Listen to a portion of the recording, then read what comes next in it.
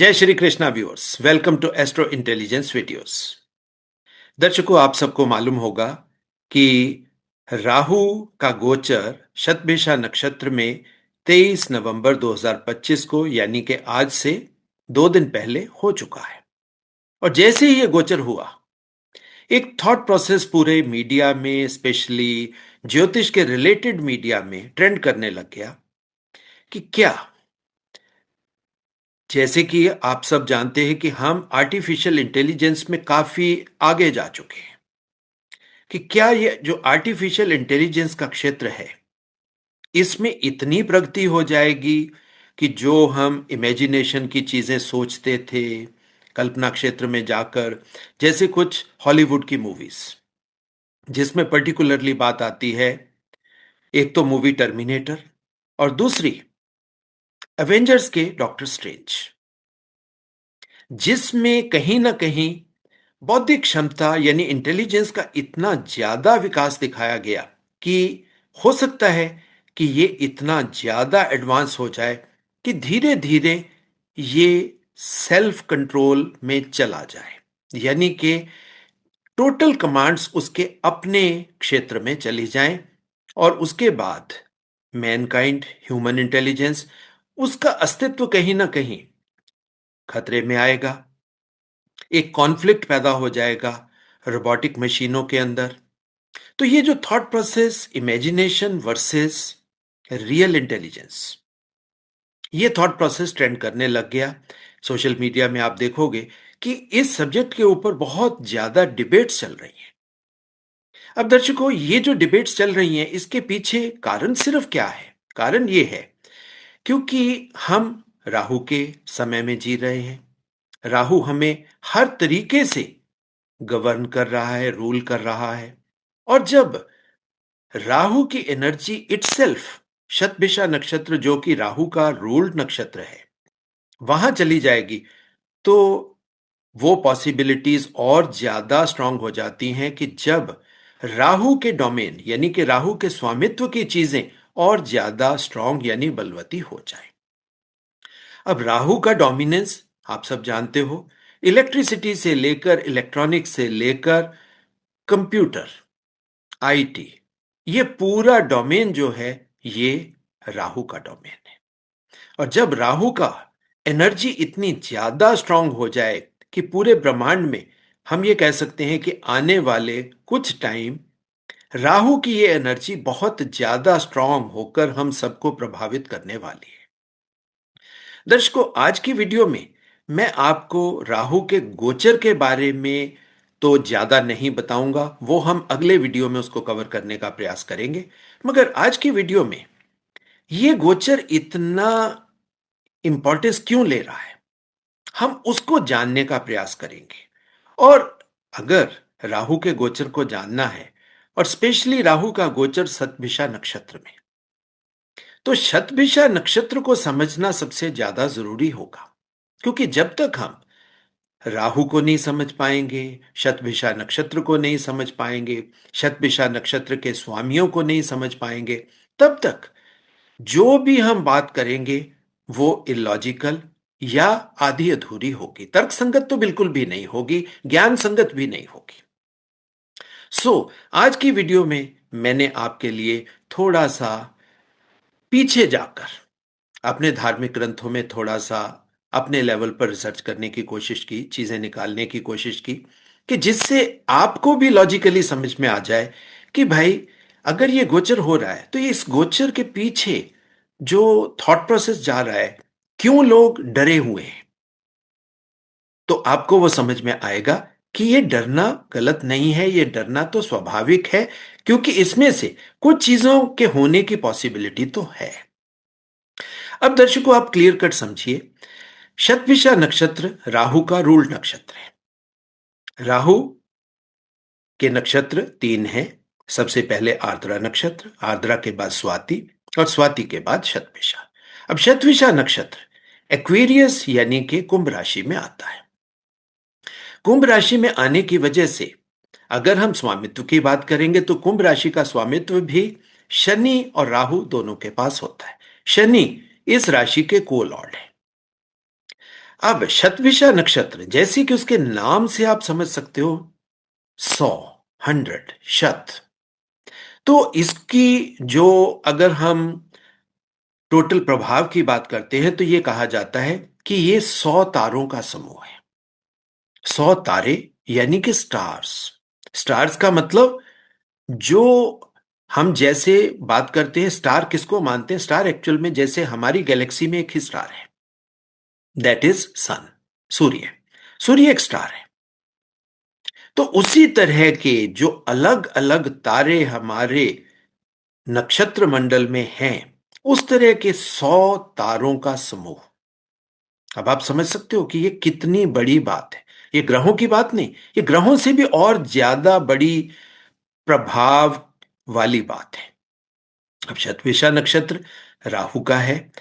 अब जब यहां पर दर्शकों बात आती है राहु की, राहु को ज्योतिष शास्त्र में रियल प्लेनेट नहीं माना गया है, इसको छाया ग्रह माना गया है। और सीधा सीधा शास्त्रों में इसके बारे में लिखा गया है कि ये डायरेक्ट प्लेनेट नहीं है, छाया ग्रह है। बट ये हमारे चार्ट में एनर्जी एक्सिस यानी कि ऊर्जा के प्रवाह को संचालित करने वाले, या जिस ऊर्जा के प्रवाह से हमारा जीवन चक्र चलायमान होता है, ये उसको कहीं ना कहीं सिंबलाइज करते हैं, या उसी को हम कह सकते हैं कि ये समझाते हैं, बताते हैं। सो लाइफ का एनर्जी एक्सेस ये राहु केतु के पास है। जब एनर्जी एक्सेस राहु केतु के पास है, हमारे जीवन को चलायमान रखने में, पिछली वीडियो में मैंने आपको यही चीजें समझाई थी कि राहु केतु का एनर्जी एक्सेस हमारे मन के साथ मिलकर हमारे जीवन को चलायमान करता है। ये ही कॉम्बिनेशन है, और ये बहुत नेचुरल सा कॉम्बिनेशन है। बट जब इस जीवन चक्र को चलाने वाली ऊर्जा बाहर से ज्यादा स्ट्रांग हो जाए, तो कहीं ना कहीं हम कह सकते हैं कि भाई जीवन भी ज्यादा प्रभावित होगा। अब शतभिषा नक्षत्र की अगर हम बातें करते हैं तो शतभिषा नक्षत्र, जैसे मैंने बताया, 100 स्टार्स का समूह है। इसके अगर हम डीईटी यानी देवता की बात करते हैं तो देवता इसके आते हैं वरुण। और जब तक हम शतभिषा नक्षत्र की चीजों को क्लियर कट नहीं समझ पाएंगे, तब तक हम ना नक्षत्र को समझ पाएंगे, उस नक्षत्र से उपजी हुई ऊर्जा को समझ पाएंगे, और वो ऊर्जा क्या हमारे जीवन में प्रभाव डाल सकती है उसको भी समझ नहीं पाएंगे। सो दर्शकों, शतभिषा नक्षत्र के देवता है वरुण। अब वरुण देवता नाम आपने सुना होगा। सो जब तक हम वरुण देवता के प्रभाव मंडल को नहीं जान पाएंगे, उनके कैरेक्टरिस्टिक्स को, उनकी क्वालिटीज को नहीं समझ पाएंगे, तो हम कहीं ना कहीं राहु को भी नहीं समझ पाएंगे। राहु को समझना है तो भाई उसके देवता की क्वालिटीज, क्यों वरुण देवता को शतभिषा नक्षत्र का देवता बताया गया। अब शास्त्रों में, स्पेशली वेदों से आज की वीडियो की मैं शुरुआत करने वाला हूं। दर्शकों, वेदों में जैसे हम आदित्य की बात करते हैं, सूर्य एक आदित्य है। अब बहुत से आदित्य हैं, उनमें दो आदित्य मित्र और वरुण, इसका उल्लेख वेदों में बार बार आता है। मित्र जैसे कि नाम से आप समझ सकते हो, दोस्त, फ्रेंड। सो मित्र और वरुण को, इन दोनों को इकट्ठा ही माना जाता है। और जब हम शास्त्रों में जाकर कि ये मित्र और वरुण क्या है और वरुण एक्चुअल में क्या है, जब तक हम इन चीजों को नहीं समझ पाएंगे कि वहां से कौन सी क्वालिटी राहु के अंदर आ रही है, और उसमें कुछ चीजों में दर्शकों आपको विरोधाभास भी मिलेगा कि जो चीजें आपने अपनी किताबों में पढ़ी हैं, कि उसका अगर हम रिलेशन बनाने की कोशिश करेंगे तो कुछ चीजें थोड़ा सा डिफरेंट भी आपको फील होंगी। मगर आज की यात्रा इंटरेस्टिंग होगी, स्पेशली उन लोगों के लिए जो ज्योतिष के ज्ञान को अंदर तक जाकर समझना चाहते हैं। सिर्फ सुपरफिशियल नॉलेज वाले दर्शक, कहीं ना कहीं उनके लिए यह वीडियो नहीं है। जिनको ज्योतिष शास्त्र को समझना है, क्योंकि जो नॉर्मल लोग होते हैं उनके लिए तो अब ये जो गोचर आ रहा है कि गोचर का क्या प्रभाव आएगा, हालांकि यहां पर दर्शकों मैं आपको एक बात क्लियर कट बता दूं। जो वीडियोस आप देखते हो, स्पेशली गोचर की, अब गोचर क्या है? गोचर आप समझ सकते हो कि बाहर से जो ऊर्जा का प्रवाह या प्रभाव आपके ऊपर आ रहा है, गोचर उस चीज को बताता है। अब गोचर आपके एक भाव में आया और एक प्लेनेट का आया। आपके जीवन के 12 चक्र हैं, 12 भाव हैं। जीवन चक्र में 12 भाव हैं। 12 भाव में से एक भाव के ऊपर वो प्रभाव आया, और वो भी पूरा नहीं आया। वो भी क्या है? किसी एक नक्षत्र या उसके पद के ऊपर आया। अब देखिए कितना मामूली सा आपके जीवन का प्रभाव, और फिर और कॉम्बिनेशंस। आपके भावों में वो प्लेनेट जिसका गोचर आया वो कहां बैठा है, किस किस प्लेनेट के साथ बैठा है, कौन से भाव में बैठा है, कौन से प्लेनेट उसको सीधा सीधा उसके ऊपर दृष्टिपात कर रहे हैं, और कुछ प्लेनेट्स की थोड़ा जो स्पेशल दृष्टियां हैं, कहीं वो दृष्टियां उसके ऊपर तो नहीं आ रही। सो अगर हम कॉम्बिनेशन में मतलब जाएंगे, तो आप अगर मैथमेटिकली जानने या समझने का प्रयास करोगे तो हो सकता है कि उसका प्रभाव आपको लगे कि ये तो ऑलमोस्ट 1% 2% वाली बात रह जाएगी। सो दर्शकों, मगर क्या होता है, ये जो 1% 2% भी है, जब कोई इवेंट होना होता है तो वो 1% भी ऊर्जा बहुत होती है किसी चीज को घटित करने के लिए। जैसे रिसर्च होनी है, वो तो बस समय के उस छोटे से क्षण में वो चीज घटित हो जाती है। वहां आप देखते हो कि जो समय है, समय तो बहुत बड़ी चीज है। महीनों, सालों, शताब्दियों की बातें आ जाती हैं। मगर जब किसी घटना को घटित होना है, वो आपके जीवन में घटित होना है, सो वो जो प्रभाव आता है या आ सकता है, उसको हमें नजरअंदाज नहीं करना। सो अब हम आगे उस यात्रा पर चलते हैं। इसके ऊपर ये डिटेल्ड वीडियो सीरीज में मतलब बनाने वाला हूं, ताकि राहु को, आपको मैंने पिछले वीडियो में समझाया कि राहु का प्रभाव हमारे ऊपर हमेशा ही रहेगा। आज की वीडियो में हम जानेंगे कि भाई स्पेशली शतभिषा नक्षत्र के जो देवता हैं, वरुण। वरुण क्या है? क्योंकि जब तक हम मित्र और वरुण को समझ नहीं पाएंगे, तब तक वरुण की ऊर्जा कैसे शतभिषा नक्षत्र में आकर क्या क्या प्रभाव दे सकती है, हम उससे अछूते रह जाएंगे। सो दर्शकों, चलते हैं आज की यात्रा पर।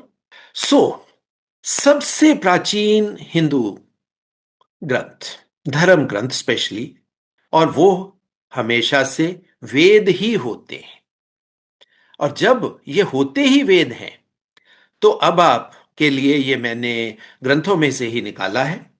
ऋग्वेद को हम मानते हैं कि ये लगभग 1900 से मतलब 1200 से लेकर 1900 ईसा पूर्व, यानी कि बिफोर क्राइस्ट। तो ये ऋग्वेद, जिसको हम सबसे पुराना अपना हिंदू धर्म ग्रंथ मानते हैं, में वरुण सबसे प्रमुख देवताओं में से एक हैं। दर्शकों, अब आप क्लियर कट समझिए, वरुण सबसे प्रमुख देवताओं में से है। और इस लगातार उल्लेख के बाद ये भजनों के भी केंद्रीय केंद्र हैं, और इसको आकाश के शासक के रूप में, ऋत यानी कि ऋतुओं के रक्षक, जल से जुड़े देवता, और माया के धारक के रूप में वरुण देवता को देखा जाता है। आज की वीडियो में हम उन चीजों को जानने का प्रयास करेंगे कि हमारे धार्मिक ग्रंथ क्या बताते हैं वरुण के बारे में, और वो ही वरुण शतभिषा नक्षत्र के देवता हैं। ऋग्वेद में वरुण को आकाश का देव राजा बताया गया, यानी कि देवताओं का राजा। अब आप यहां पर देखिए कि वरुण को कितनी ज्यादा इंपॉर्टेंस दी गई है। ये एक आदित्य है। उन्हें शुद्ध शक्ति वाले दिव्य राजा यानी समराज के रूप में वर्णित किया गया है। आप सिर्फ एक राजा यमराज से परिचित हैं, मगर ग्रंथों में वरुण को समराज, जो आकाशीय नभ में निवास करते हैं, जो रहते आकाश में हैं, जहां वे प्रकाश के एक दीप्तिमान पिंड को धारण करते हैं। जैसा मैंने कहा कि सूर्य एक स्टार है, वो एक स्टार को धारण करते हैं, एक दीप्तिमान पिंड जहां से प्रकाश पैदा हो रहा है। उन्हें सूर्य का मार्ग बनाने का श्रेय दिया जाता है, यानी कि सूर्य अगर चलता है तो वो भी वरुण देवता के ही रास्ते पर चलता है। तो सूर्य को रास्ता कौन देता है या रास्ता कौन बताता है? वो वरुण देवता बताते हैं। और उन्हें दुख दूर करने, पाप से मुक्ति दिलाने और बुराई यानी कि निरति से बचाने के लिए बुलाया जाता है। अब आप देखिए धार्मिक ग्रंथ क्या क्या चीजें बताते हैं और हम ज्योतिष शास्त्र में चीजों को कैसे देखते हैं। हम शनि को तो दुख देने वाले के तरीके से जानने लग गए, मगर आप देखिए वरुण देवता सूर्य का मार्ग वो बता, दुख दूर वो करते हैं, पाप से मुक्ति वो दिलाते हैं और बुराई से बचाने के लिए उन्हें बुलाया जाता है। उनके क्षेत्र में नक्षत्रों और चंद्रमा की गति शामिल है, यानी कि सभी नक्षत्र और चंद्रमा की गति वरुण देवता के प्रभाव से ही निर्धारित होता है। यह सारा कार्यक्रम जो उनके दिव्य आदेशों का पालन करते हैं, उनकी सर्वज्ञता उनकी पहचान का केंद्र है। वे एक स्वर्ण सिंहासन पर 1,000 द्वारों वाले महल में निवास करते हुए आकाशीय जासूसों के माध्यम से सभी कार्यों का अवलोकन करते हैं, जो उनकी व्यापक जागरूकता और अधिकार का प्रतीक है। अब आप देखिए कितने शक्तिशाली और कितने बड़े राजा के रूप में इनको बताया गया है। यह ऋग्वेद की बात है। आज हम सभी वेदों से जानने का प्रयास करेंगे कि वेदों में वरुण देवता के बारे में क्या क्या बातें हुई है। अब ऋग्वेद के एक श्लोक में वरुण की प्रशंसा पक्षियों के मार्ग, जहाजों और हवाओं की गति, समय व स्थान के रहस्यों की उनकी समझ के लिए की गई है। अब आप देखिए ये जितना एयर ट्रैवल है, एयर ट्रैवल चाहे वो पक्षी उड़े चाहे जहाज उड़े, हवा की गति, समय, स्थान, ये सब जो रहस्य हैं जो हम आज राहु कंट्रोल्ड एविएशन सेक्टर की बात करते हैं, तो वरुण देवता उनको संचालित करते हैं। यानी कि वरुण देवता की गवर्नेंस में ये सारी चीजें होती हैं। यानी कि राहु को जो क्वालिटीज मिली वो वरुण देवता की वजह से मिली। मगर वरुण देवता को हम क्या जानते हैं? हम पानी के देवता या जल के देवता के रूप में जानते हैं। तो आज की वीडियो मेरा बनाने का बेसिक पर्पस यह है कि आप समझ पाओ कि भाई वरुण देवता सिर्फ जल के देवता नहीं है, क्योंकि राहु वायु प्रधान है, शनि वायु प्रधान है, और कुंभ राशि में जब ये दोनों मतलब होते हैं तो हम ये कहते हैं ये वायु प्रधान है। मगर वायु प्रधान, अब आपको समझ में आएगा कि ये वायु कैसे है। हालांकि वरुण देवता तो जल के देवता हुए। अब आप क्लियरली समझ सकते हो कि जो वायु की बात ज्योतिष शास्त्र में आती है वो कहां से आई। वो आई वरुण देवता से। स्तोत्रों में उन्हें एक सर्वोच्च देवता के रूप में चित्रित किया गया है, जो पवित्र और अपवित्र दोनों से भली भांति परिचित थे। यानी कि अच्छा और बुरा, सबसे बड़े देवता जो अच्छों को भी मतलब अपने कंट्रोल में रखते हैं और बुरों को भी। ऋग्वेद के अगले श्लोक के अनुसार वरुण को के दूत को हिरण्य पक्ष यानी कि सुनहरे पंखों वाला पक्षी बताया गया है, जिसकी व्याख्या कुछ लोग राजहंस के संदर्भ में करते हैं, जो उनके रंगीन पंखों और जलीय आवासों देखते हैं कि वरुण की सबसे प्रमुख भूमिका ऋत के प्रवर्तक की है। ऋत को हम ऋतुओं से भी ले लेते हैं, मगर एक्चुअल वर्ड मीनिंग जो है ऋत का वो है कि जो ब्रह्मांडीय और नैतिक व्यवस्था है, यानी कि जो जिसको हम आकाश मानते हैं, अपना ब्रह्मांड मानते हैं। अब ब्रह्मांड के अंदर कितने ग्रह हैं, स्टार है, ग्रह हैं, अब ग्रहों के आगे उपग्रह हैं, उन सभी की जो नैतिक व्यवस्था है, जो प्राकृतिक दुनिया और मानव आचरण दोनों को नियंत्रित करती है। अब आप देखिए वरुण देवता कितने इंपॉर्टेंट हो जाते हैं। अब ऋग्वेद के अगले श्लोक में देखिए, जैसे भजन उसे सत्य के एक सतर्क रक्षक के रूप में प्रस्तुत करते हैं, जो पश्चाताप करने वालों पर दया करते हुए अपराधियों को दंडित करता है। यानी कि ये शनि का क्वालिटी आ गई, यानी जो पश्चाताप करने वालों पर दया भी करता है और अपराधियों को दंडित भी करता है। तभी कुंभ राशि में शनि और राहु दोनों हमें दिखाई देते हैं। हत्या, छल और जुए के खिलाफ नैतिक निर्देश उसके क्षेत्र से जुड़े हैं। शनि से लेकर राहु का जो डोमेन है, उस डोमेन में ये तीनों चीजें आ जाती हैं। उनके अध्यादेशों को एक पहाड़ के समान अडिग बताया गया है। रित की से निकटता से जुड़ी अवधारणाएं जैसे व्रत, धर्मन अक्सर वरुण से जुड़ी होती हैं। इस संदर्भ में व्रत का तात्पर्य दैविक आज्ञाओं और नैतिक अनिवार्यताओं में दोनों में है। अब इसी तरह वरुण देवता को शुद्ध इच्छा शक्ति का स्वामी कहा जाता है। सिर्फ यहीं पर वरुण देवता की महत्ता खत्म नहीं होती। आज की वीडियो में आप वरुण देवता को पूरा समझें तो आपको बिल्कुल क्लियरली समझ में आएगा कि कुंभ राशि और स्पेशली कुंभ राशि के अंदर जो शतभिषा नक्षत्र आता है वो है क्या। पाप। पाप क्या है? ये हमारे ऋण होते हैं। यानी कि पाप को वरुण के आदेश का उल्लंघन माना जाता है। यानी कि पाप तब होता है जब हम वरुण देवता के आदेशों को नहीं मानते, उसे पाप माना जा सकता है। जिसे अक्सर मानवीयता दुर्बलता के कारण माना जाता है। यानी कि मानवीयता दुर्बलता क्या हो गई? ये हमारे मन से, यानी कि हमारा मन किसी और दिशा में चला गया जो नैतिक नहीं है, कानून संगत नहीं है, सो उसको हम पाप की श्रेणी में रख सकते हैं। दंडक के रूप में अपनी भूमिका के बावजूद वरुण का अक्सर क्षमा, बुराई से सुरक्षा और भय व स्वप्नों से मुक्ति के लिए आह्वान किया जाता है।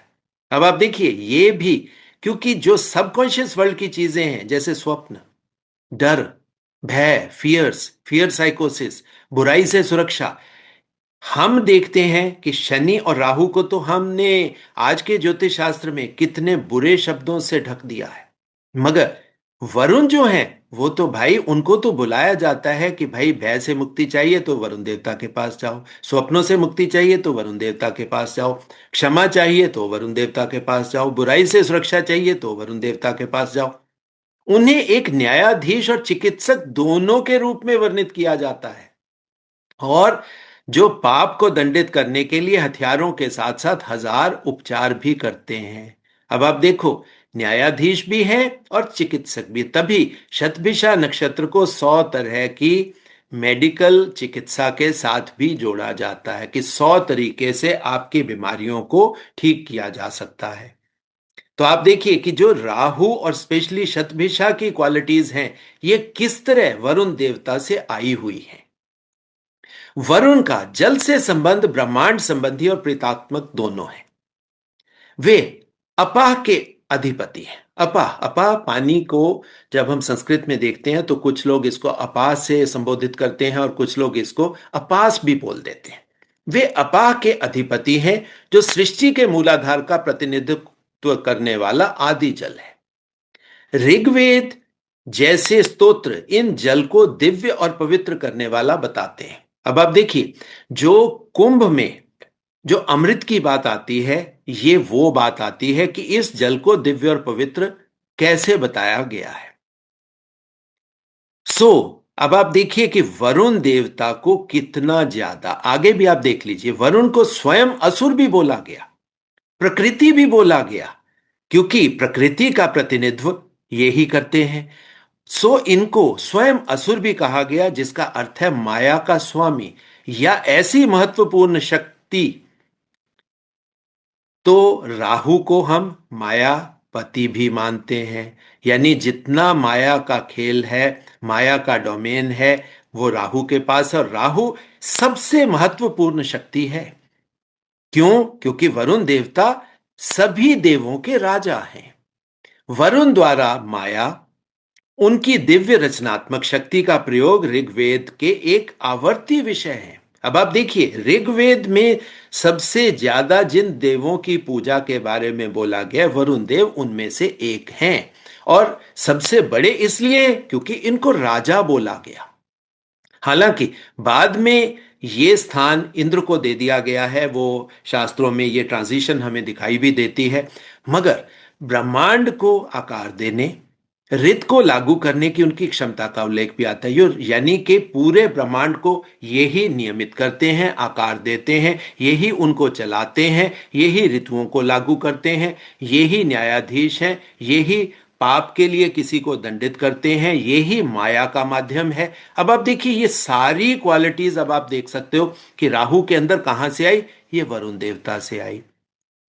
अब और थोड़ा सा इसको आगे डिटेल में ले लेते हैं।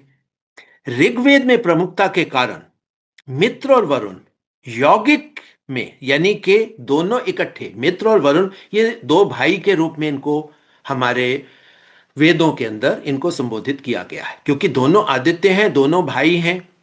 अदिति इनकी माता है। साथ में वे नैतिक और ब्रह्मांडीय कानून की अध्यक्षता करते हैं। अनुष्ठान, बारिश, प्राकृतिक चक्रों से जुड़े हैं। जैसे मैंने आपको बताया कि ऋतुओं की बात, तो ऋतुओं में बारिश भी आती है, अनुष्ठान भी आ जाते हैं, प्राकृतिक चक्र भी आ जाते हैं। अब थोड़ा सा और आगे चलते हैं।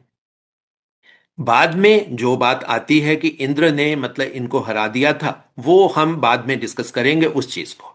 मित्र वरुण को चमकदार वस्त्र पहने युवा सम्राटों के रूप में वर्णित किया गया है, जो 1000 स्तंभों और द्वारों वाले सुनहरे महल में रहते हैं। अब शत भेषा, अब शत को हम 100 से भी ले सकते हैं, हम 1000 से भी ले सकते हैं। कभी 1000 स्तंभों की बात आ जाएगी, कभी 1000 द्वारों की बात आ जाएगी। सो ये बेसिकली शतभिषा नक्षत्र की बात है। वे नदियों, वर्षा और स्वर्गीय व्यवस्था के भी स्वामी हैं। अब आप देखिए, जो बात नदियों की आती है, वर्षा की आती है, और स्वर्ग का जो कॉन्सेप्ट है उसके भी मतलब अगर मैं मतलब बात करूं, देवता कौन है, वो वरुण ही है। ओस और प्रचुर जल भेजते हैं। ओस भी इन्हीं के माध्यम से आती है। जो स्वाति नक्षत्र के अंदर ओस की बात आती है तो वो भी वरुण देवता से ही है। और बीमारी से झूठ को दंडित करते हैं। बीमारी क्या है? जो हमने पाप किए, हमसे गलत कर्म हुए, बीमारी समझ लीजिए उस चीज का दंड स्वरूप हमें मिलती है। और सूर्य को उनकी आंख के रूप में वर्णित किया गया है। अब आप देखिए, ये खास चीज है जो आज की वीडियो में मैंने आपको बतानी भी थी कि सूर्य के साथ वरुण देवता का संबंध क्या है। अब सूर्य तो अग्नि है, प्रकाश है, मगर सूर्य को उनकी आंख के रूप में वर्णित किया है। वैसे हम अपने इस देवताओं के मंडल के स्वामी के रूप में सूर्य को जानते हैं कि सूर्य राजा है, मगर ज्योतिष शास्त्र में ये चीजें कहीं ना कहीं हमें फिर भी सही तरीके से समझ आ जाती हैं, क्योंकि जो पांचवी राशि सिंह राशि है, सिंह राशि का सूर्य सीधा सीधा कुंभ राशि को, सिंह राशि कुंभ राशि को क्योंकि सीधा सीधा दृष्टिपात करती है, सो सूर्य को उनकी आंख माना जा सकता है। और उनका ब्रह्मांडीय रथ सौर किरणों के माध्यम से आकाश में घूमता है। और वैसे भी राहु को हम बड़ा सूर्य के रूप में भी बहुत से ग्रंथों में इसका उल्लेख देखते हैं। अब यह भी है कि मिथक के अनुसार वशिष्ठ ऋषि और अगस्त्य ऋषि उनके साझा वीर्य से पैदा हुए थे। अब ये दोनों ऋषि इनके बच्चे हैं, और ये दोनों ऋषि जहां से हमारी सप्तऋषि की स्थापना हुई थी, ये दोनों ऋषि उसमें से हैं। अब आगे भी चलिए। मित्र और वरुण की जो मतलब ये जो दोनों का जोड़ है, इसकी तुलना रुद्र और शिव की जोड़ी से भी करते हैं। अब आप देखिए, यहीं पर शिव यहां पर देवता के रूप में आ जाते हैं। तो रुद्र और शिव की जोड़ी कहीं ना कहीं हम ये कहते हैं कि ये मित्र और वरुण है। तो वरुण का संबंध निरति से इसीलिए जोड़ दिया जाता है। वरुण और रुद्र दोनों को सर्वज्ञ संरक्षक के रूप में वर्णित किया गया है, जो क्रोध और कृपा दोनों में सक्षम है।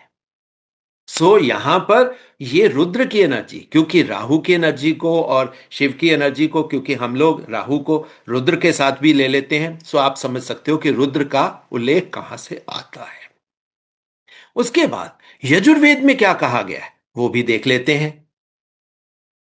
यजुर्वेद में यह कहा गया है कि इन्हें एक नैतिक पर्यवेक्षक के रूप में चित्रित किया गया है, जो अपराधियों पर अपना पाश डालता है। यानी कि जिस तरह राहु किसी को भी ग्रसित कर सकता है, शनि किसी को भी दंडित कर सकता है, तो वरुण देवता के पास एक अपना पाश है, जो पाश से किसी को भी बांध सकते हैं, और बांधने के बाद उनको दंडित भी कर सकते हैं।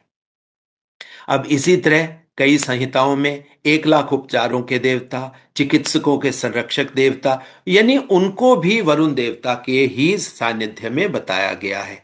अब वरुण देवता जल में निवास करते हैं, जिन्हें शुद्ध पोषक और मातृवत बताया गया है। अब दर्शकों, यहां पर यह बड़ी इंपॉर्टेंट बात है, पोषण यानी कि न्यूट्रिशन का संबंध भी वरुण देवता के साथ है। अब मित्र और वरुण, इसमें आप देखिए दो चीजें आती हैं। एक को हम मुंह यानी कि इनलेट, जहां से हम खाना अंदर डालते हैं, उसको देखते हैं, और दूसरी तरफ से हमारा एक्सक्रीशन का सिस्टम यानी कि मल विसर्जन। यानी कि मित्र और वरुण हमारे पोषण से लेकर हमारे मल मूत्र विसर्जन का भी कंट्रोल इन्हीं के पास है। अब आप देखिए कितनी, कहीं ना कहीं पूरा जीवन इन्हीं से कंट्रोल हो रहा है। कानून और विवेक के साथ उनका जुड़ाव तीन बंधनों जैसी कल्पनाओं के माध्यम से जारी रहता है। अब आप देखो कि कानून और विवेक, अब है तो वो सच्चाई की बात, मगर हम उसे कल्पना जैसे तीन बंधन के तरीके से देखते हैं जो पापी को बांधते हैं, जिन्हें बादल, बिजली और गड़गड़ाहट जैसी प्राकृतिक शक्तियों के रूप में व्याख्यायित किया जाता है।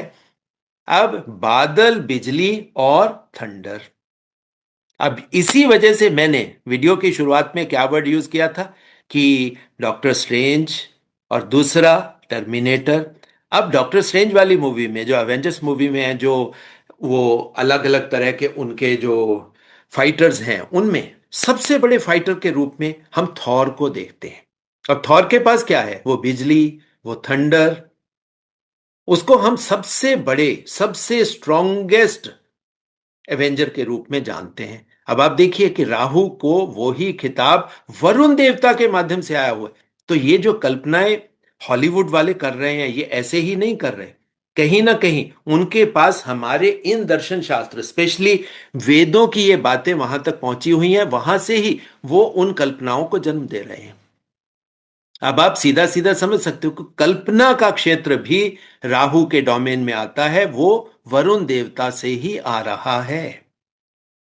अब उनमें भी क्या होता है कि टर्मिनेटर है कि उसके अंदर एक्स्ट्रा सेंसेस पैदा हो जाती हैं, जो दुनिया को खत्म करने के लिए अपने आप डेवलपमेंट एआई के थ्रू, मतलब जो सेल्फ डेवलपमेंट उसमें आती है, कि वो अब दुनिया को खत्म करने के पीछे चला जाता है। मगर अब आप देखिए दूसरी वीडियोस में वो कल्पनाएं करते हैं कि इस तरह के अलग अलग तरह के लॉर्ड्स हैं, यानी कि खास स्ट्रॉन्ग पर्सन्स हैं, जिसको उन्होंने सुपर पर्सन या सुपरमैन की खिताब दिया हुआ है। तो उसमें थॉर को उन्होंने सबसे ऊपर रखा है। थॉर का संबंध बादलों के साथ, बिजली के साथ और गड़गड़ाहट जैसी प्राकृतिक शक्तियां हैं उनके पास। पहले के ग्रंथों की तरह वरुण को भय और भक्ति के मिश्रण से सम्मानित किया जाता है, और जो न्याय और दया दोनों के प्रतीक हैं। यानी कि भय भी वरुण देवता का ही है और भक्ति भी वही है। ये दोनों चीजें वहीं से आ रही हैं।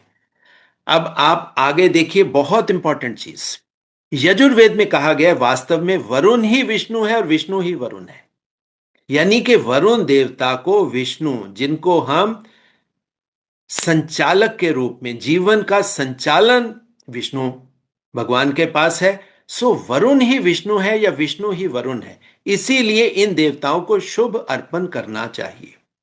यहां पर एक बात क्लियर कट आ जाती है। हालांकि हमारी कुछ ज्योतिष की किताबों में स्पेशली शतभिषा को शिव का निवास स्थान बोल दिया गया है, मगर अब आप देखिए कि जब वरुण ही विष्णु है और विष्णु ही वरुण है, तो जो डोमेन वहां से चला था श्रवण और धनिष्ठा से, हम उसको आगे बढ़ाकर इसको भगवान विष्णु का ही डोमेन माने।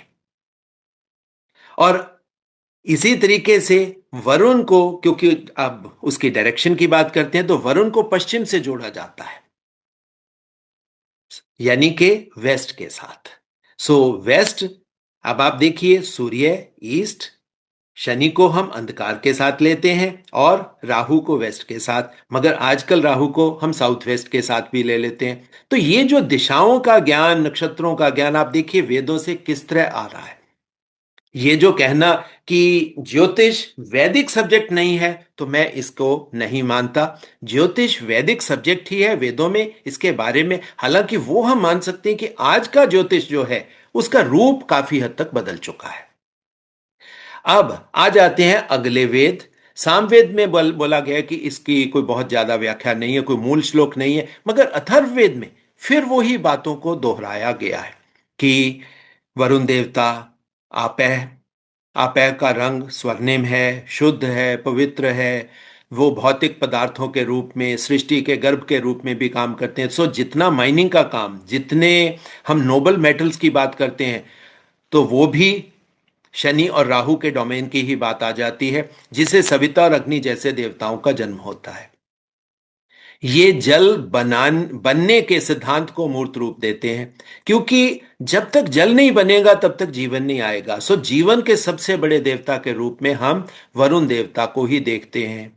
सो अथर्ववेद में भी वही चीजों को आगे बढ़ाया गया है। ये आपके सामने मैं रख रहा हूं, सारी चीजें आप खुद भी पढ़ सकते हो। इसमें पुजारी पापी की मुक्ति के लिए भी प्रार्थना है, दंड के बारे में भी बातें की गई हैं, बिजली, गड़गड़ाहट, क्रोध, ऋतुएं, पूरा का पूरा ब्रह्मांडीय कंट्रोल, ये सारी चीजें वरुण देवता के कंट्रोल में हैं। जब ये सारी चीजें वरुण देवता के कंट्रोल में है, तो दर्शकों अब आप समझ सकते हो कि वरुण देवता कितने इंपॉर्टेंट है। जब वरुण देवता हैं इतने इंपॉर्टेंट, और वरुण देवता शतभिषा नक्षत्र के स्वामी हैं, सो जब वरुण देवता कहीं ना कहीं भगवान विष्णु के समकक्ष या भगवान विष्णु खुद ही हैं, तब आप समझ सकते हो कि हमारे जीवन का संचालन किसके हाथ में है। अब दर्शकों वो मिस्ट्री, मैं अकेला इंसान हूं जो ये बात शुरू से, जब से मैंने ज्योतिष की अपनी यात्रा आपके साथ शुरुआत की थी, मैं तब से ये कहता आ रहा हूं कि राहु को हम कभी बुरा मत माने, शनि को कभी बुरा मत माने। क्यों? जीवन चलाने वाली दो शक्तियां, जब वरुण देवता का संबंध शतभिषा नक्षत्र से है और शतभिषा नक्षत्र सीधा सीधा राहु के नक्षत्र है, तो राहु को हम देवता माने, इसको अच्छा माने। क्यों? क्योंकि इसके अंदर वरुण देवता के गुण हैं, जो सभी देवताओं, सभी आदित्यों के स्वामी हैं। और ये जो थॉट प्रोसेस था, बहुत से लोग कहते हैं कि सर आप कहीं ना कहीं अपना थॉट प्रोसेस दे देते हो, तो ये मेरा थॉट प्रोसेस नहीं था, क्योंकि मेरी जितनी भी प्रोग्रेस है ये धार्मिक ग्रंथों से ही चली हुई है। मैं फॉर्मल ज्योतिष को उतना इंपॉर्टेंट नहीं मानता, क्योंकि जो ज्योतिष आज हमें अवेलेबल है वो कहीं ना कहीं अधूरा है। बहुत सी चीजें डिफरेंट तरीके से सामने आई हुई है। जैसे शनि को हमने बुरा बोल दिया, राहु को बुरा बोल दिया। अब आप देखिए, अगर आप राहु को और राहु और शनि दोनों को मिलाकर अगर वरुण देवता के स्वरूप से आप मिलाएंगे, जो जो क्वालिटीज वरुण देवता के अंदर है वो क्वालिटीज इनके अंदर होनी चाहिए। शतभिषा नक्षत्र मतलब 100% वैसा ही होना चाहिए जैसा वेदों में कहा है। तो आप देखोगे वो चीजें पूरी की पूरी मैच कर जाएंगी। कोई भी चीज आपको ऐसी नहीं लगेगी कि यह तर्कसंगत नहीं है, बिना तर्क के बात बोली जा रही है। और जब ये सारी चीज इतनी साइंटिफिक तरीके से बताई जाती है, तो हम उसको समझ सकते हैं। तभी राहु के अंदर, जो मैं हमेशा कहता हूं, मैक्सिमम पोटेंशियल है, अमृत तक जाने की संभावना है। तो अमृत तक जाने की संभावना कैसे हुई? कि भाई राहु अपने शतभिषा के देवता यानी के भगवान वरुण के पास जा रहा है। सीधी सी बात है, कोई बहुत बड़ी बात नहीं है। इसको आप ऐसे भी समझ सकते हो कि भगवान हमारे अपने अंदर है। अगर हमारे अंदर राहु का वो सामर्थ्य आ जाए, आप समझ सकते हो कि वहां तक, अमृत तक जाने का सामर्थ्य हमारे अंदर है, साधना के माध्यम से।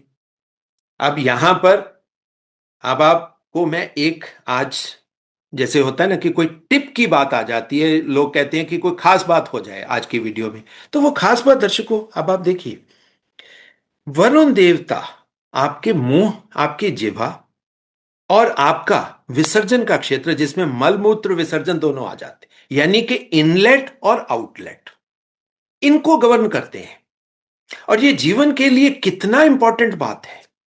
अगर आपका खान पान अच्छा है, आपका मलमूत्र विसर्जन बिल्कुल नॉर्मल है, तो आपका शरीर एक आनंदमय स्थिति में होता है। आपका शरीर पूरा कंफर्ट जोन में है। तभी जो शास्त्रों में चिदानंद आकाश की बात आती है कि हमारे चित्त के अंदर आनंद आ जाए। वो चित्त किसका है? चित्त आपके शरीर का आकाश है, अंदर का आकाश। जब तक आपका शरीर यानी कि आपकी पृथ्वी सही नहीं होगी, आपके शरीर के अंदर अलग अलग तरह की ऊर्जाएं आपको क्या करती हैं? व्यथित कर रही हैं। खाना पच नहीं रहा, अंदर गैस पैदा हो रही है, अंदर ज्यादा अग्नि बन गई, वात ज्यादा बन गया, पित्त ज्यादा बन गया, कफ ज्यादा बन गया, तो वो आनंद की स्थिति नहीं है दर्शकों। मगर शतभिषा नक्षत्र में तो आनंद की बात आती है। अब भगवान विष्णु जब भी आएंगे तो भगवान विष्णु की वो फोटो आप याद करिए। भगवान विष्णु कहां बैठे हैं? पानी के अंदर तो बैठे हैं। और जब वो पानी के अंदर बैठे हैं तो लक्ष्मी जी तो आएंगी, क्योंकि वो वरुण देवता, अब आप समझ सकते हो कि सबसे बड़े देवता हैं, सबके राजा हैं। तो राजा के पास भाई हर तरह की लक्ष्मी होगी, हर तरह के रत्न उनके पास होंगे, हर तरह का सुख समृद्धि पूरी की पूरी उनके पास होगी।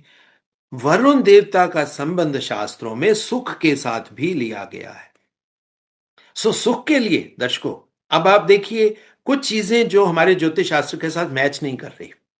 मैच इसलिए नहीं कर रही क्योंकि जब मलमूत्र विसर्जन की बात आती है वो तो हमारे 8th हाउस का सब्जेक्ट हो जाता है। मगर ये सब्जेक्ट वेदों से अगर हम उस इंफॉर्मेशन को गैदर करते हैं तो ये निकलता है कि ये तो 11th हाउस का सब्जेक्ट होना चाहिए। तो ये मैंने वीडियो में स्टार्टिंग में यही बात आपको बोली थी कि कुछ स्ट्रांग विरोधाभास भी मिलेंगे आपको। मगर विरोधाभास में हम ना जाकर हम जो अच्छी चीजें हैं, जो मेरिट की चीजें हैं, जो चीजें हमें बेटर समझा सकती हैं, हम उसी तक रहते हैं। सो दर्शकों, ये जो शतभिषा नक्षत्र के अंदर गोचर आया है राहु का, ये बहुत इंपॉर्टेंट है। अब इसमें फियर भी है, इसमें कल्पना भी है, और इसमें वो आकाश मार्ग, समुद्र मार्ग तो है ही है, आकाश मार्ग भी है। यानी कि समुद्र से लेकर आकाश मार्ग तक जो कुछ भी जीवन में हो सकता है, जो पॉसिबिलिटीज हो सकती हैं, वो यहां पर है।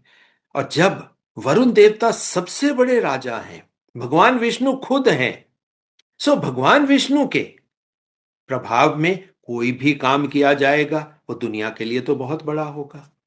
बट उसके अंदर एक भावना जरूर होगी कि जीवन को बेटर तरीके से व्यवस्थित किया जाए।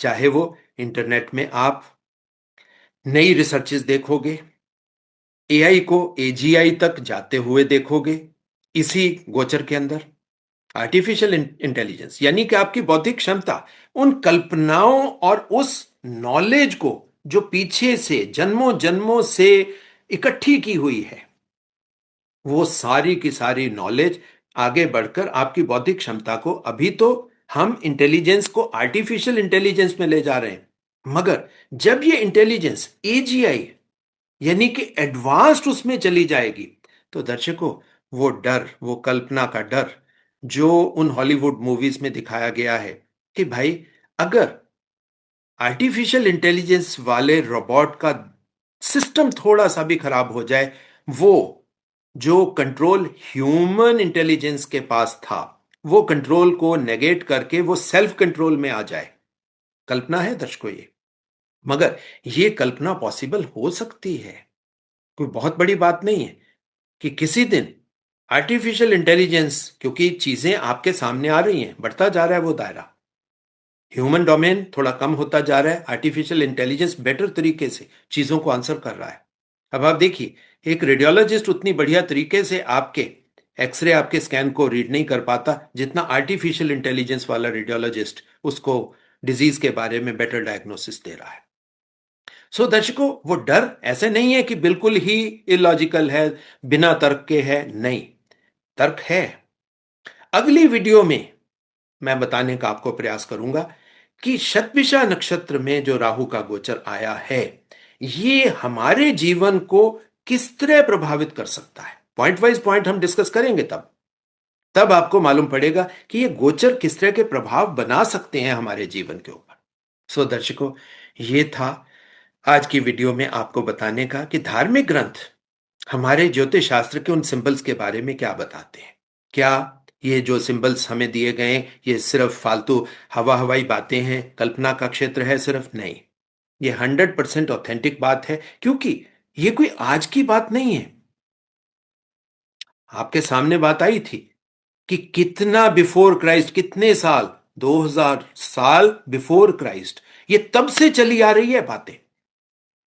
और हो सकता है वो कैलकुलेशन भी गलत हो, ये वो 2000 ना हो, 20,000 हो, 2 लाख हो, क्योंकि जब चीजें पास्ट की आती हैं तो वो बिल्कुल बात है कि आज की डेट में हम कह सकते हैं कि हाँ, इतना तो हमें पता है कि भाई बिफोर क्राइस्ट इतने साल तो वो है, क्योंकि उल्लेख मिलते हैं। सो दर्शकों, आज की वीडियो में कल्पना क्षेत्र से लेकर रियलिटी, सत्य, धार्मिक ग्रंथ और हमारे ज्योतिष शास्त्र को मिलाकर मैंने आपको थोड़ी सी नॉलेज देने का प्रयास किया। आशा करता हूं यह प्रयास आपको अच्छा लगेगा। बाकी जो दर्शक अपने चार्ट्स मुझसे एनालाइज करवाना चाहते हैं, उन सभी के लिए फोन नंबर मेरा एक ही, दैट इज 9881164480। उसी के माध्यम से आप मुझसे संपर्क स्थापित कर सकते हो। बाकी एक निवेदन कि इस वीडियो को ज्यादा से ज्यादा आपका प्यार चाहिए। प्यार के साथ साथ चैनल को ज्यादा से ज्यादा आपकी शेयरिंग चाहिए, ताकि ज्ञान की गंगा घर घर तक पहुंचे और ज्ञान के माध्यम से आप अपने जीवन को बेटर तरीके से संचालित कर पाएं। यही प्रभु से मेरी कामना भी है और आप सबके लिए मैं प्रभु से ये चीज मांग भी रहा हूं। धन्यवाद।